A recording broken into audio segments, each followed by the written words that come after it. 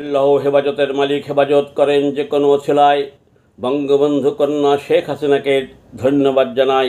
কিছু ভালো নেতা নিয়ে ভারতে একটা বৈঠক করেছেন। তাই 5ই আগস্ট আওয়ামী লীগের যে পতন হয়েছিল, এই আওয়ামী লীগের ভিতরে বঙ্গবন্ধুর আদর্শের 100% নেতা কেহ নাই।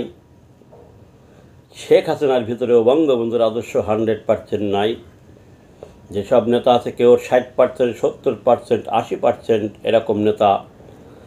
আর বেশিরভাগ নেতা হচ্ছে তারা পাকতে পাকতে পাকতে পাকতে তারা পচে গেছে ফলের মতো। ফল অনেক সময় ফল পাকলে পারে মিষ্টি মধুর হয়, কিছু কিছু আছে তারা মিষ্টি মধুর হয়েছে, আর বাদ বাকি সব পুরানো যা আছে সব পচে গেছে। এদের ভিতরে বঙ্গবন্ধুর আদর্শ এক বিন্দু নাই।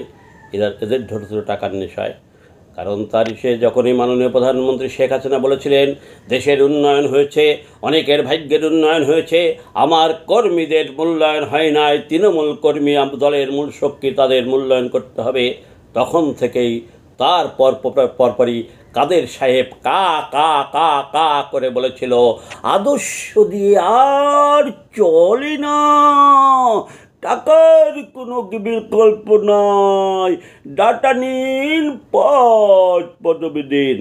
তারপর থেকে দলের গুদমারা বেশি শুরু হয়। ডাটার অপর নাম ছিল টাকা। এই টাকা নিয়ে পদবি বেচা শুরু হয়। যদি দলের যে সেক্রেটারি সে যদি খারাপ হয়, তাহলে অন্য অন্য নেতারা তারা কিরমভাবে ভালো থাকে। তাই অনেকে অনিচ্ছা সত্ত্বেও ওবায়দুল কাদেরের অর্ডার তারা মানতে বাধ্য হয়েছিল আমার জানা মতে। কিন্তু এর ভিতরে ভালো মন্দ আমাদের বেছে নিতে হবে। ওবায়দুল কাদেরের যে গ্রুপটা ছিল, পুরা গ্রুপকে বাতিল করতে হবে। এদের বাংলার প্রথম হাতিয়ার বাঁশ মারতে হবে, মাস মেরে লাথি মেরে দল থেকে বের করে দিতে হবে। যতই ওখানে বসে বলুক, কাকা কাকা করুক, ওর কাকাকেও আমরা শুনি না। ওর মতো নেতা যে নিজের তার মুখে শিকার, সেই স্কুল মাস্টারের ছেলে, সে দলের পিছনে লেগে ছিল, এই জন্য সে নেতা হয়েছে, এই জন্য সে এমপি হয়েছে, এই জন্য সে বারবার মন্ত্রী হয়েছে, এই জন্য সে সেক্রেটারি হয়েছে। সে নিজেই স্বীকার করেছে যে আমি লেগে আছি। তাই তার ভাই পৌরসভা চেয়ারম্যান, তার ভাই উপজেলা চেয়ারম্যান, তারা আত্মীয় স্বজন প্রিয়জন গঠন করে কোটি কোটি হাজার কোটি টাকার মালিক হতে পেরেছে। আর আমাদের মতো কর্মীদের গুদ মেরে দল থেকে পদবি হারি বের করে দিয়েছে।